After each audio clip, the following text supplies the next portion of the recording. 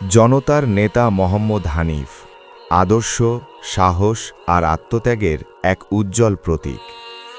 অবিভক্ত ঢাকা সিটি কর্পোরেশনের প্রথম নির্বাচিত মেয়র, অবিভক্ত ঢাকা মহানগর আওয়ামী লীগের সাবেক সভাপতি এবং জাতির জনক শেখ মুজিবুর রহমানের ঘনিষ্ঠ সহচর মোহাম্মদ হানিফের ৮২তম জন্মবার্ষিকীতে গভীর শ্রদ্ধা ও ভালোবাসায় স্মরণ করছে বাংলাদেশ।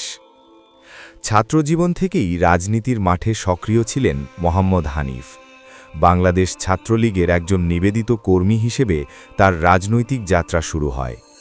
১৯৬৫ সালে তিনি বঙ্গবন্ধুর একান্ত সচিব হিসেবে দায়িত্ব পান, যা তার রাজনৈতিক জীবনের একটি গুরুত্বপূর্ণ মোড়।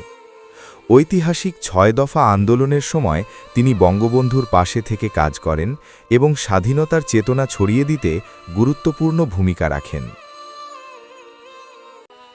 ১৯৬৯-এর গণ-অভ্যুত্থান, মহান মুক্তিযুদ্ধ এবং স্বাধীনতা পরবর্তী প্রতিটি সংগ্রামে তিনি ছিলেন রাজপথের অগ্রসৈনিক। সংগঠনের প্রতি তার আনুগত্য ও নেতৃত্বগুণ তাকে ১৯৭৬ সালে অবিভক্ত ঢাকা মহানগর আওয়ামী লীগের সভাপতির আসনে নিয়ে যায়, যে দায়িত্ব তিনি আমৃত্যু নিষ্ঠার সাথে পালন করেন। ১৯৯৪ সালে বাংলাদেশ আওয়ামী লীগের মনোনীত প্রার্থী হিসেবে ঢাকা সিটি কর্পোরেশন নির্বাচনে অংশ নিয়ে তিনি বিপুল ভোটে জয়ী হন এবং অবিভক্ত ঢাকার প্রথম মেয়র হিসেবে দায়িত্ব গ্রহণ করেন।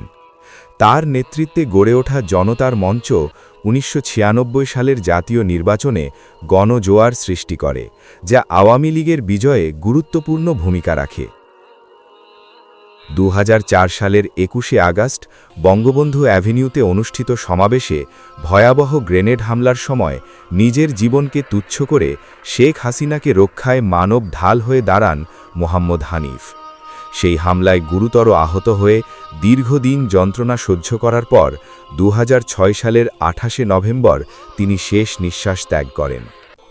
দেশ, দল এবং মানুষের জন্য তার এই আত্মত্যাগ, সাহসিকতা ও আদর্শিক দৃঢ়তা আজও অনুপ্রেরণা হয়ে আছে। তিনি প্রমাণ করে গেছেন, নেতৃত্ব মানে শুধু ক্ষমতা নয়, বরং মানুষের জন্য নিজের জীবনকেও উৎসর্গ করার অদম্য সাহস। মোহাম্মদ হানিফ, একটি নাম, একটি ইতিহাস, একটি অনুপ্রেরণা। ভিডিওটা শেয়ার করে সবার মাঝে ছড়িয়ে দিন। পেজটাকে নতুন নতুন আপডেট পেতে সত্যের জয় হবে ইনশাআল্লাহ।